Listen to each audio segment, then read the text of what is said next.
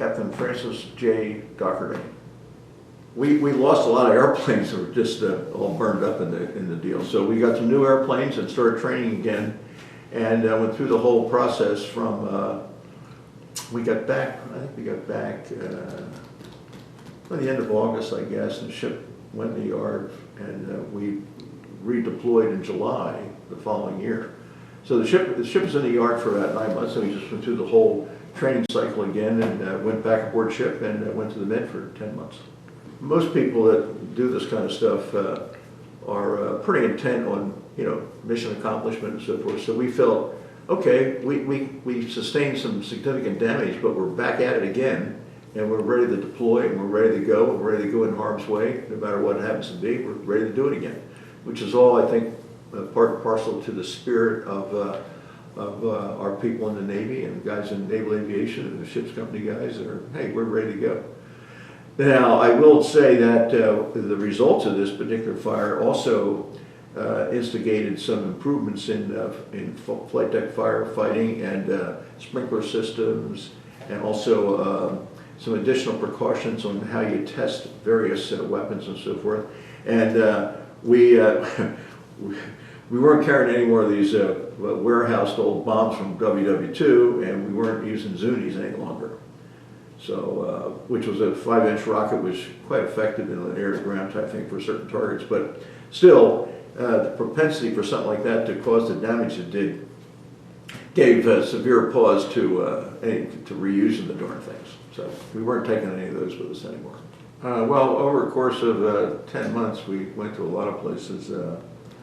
Went to Naples a number of times. We went to Barcelona a couple of times, Palma de Mallorca, which was a fun place to go. We used to go to Malta, and we used to go into Athens as well.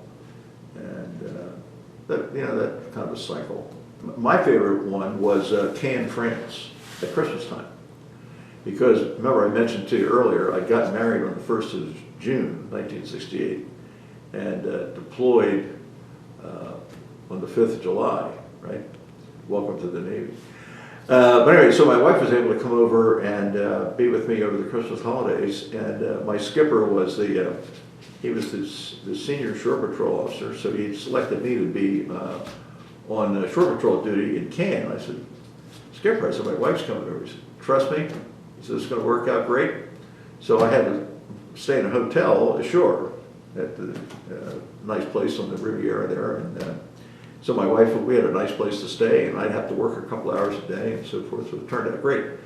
And so we had a nice sort of a second honeymoon there in Cannes over the Christmas holidays, and then the ship wasn't going to do much in the way of operating. Right after that, was going to make 1 or 2 days and then go to Malta for 3 or 4 days and so forth. So my wife and I went to Zermatt, Switzerland, and skied for 10 days. And one of my fraternity brothers, who was a Marine helo pilot, he had gotten out of the Marine Corps, and he was a Pan Am pilot at the time.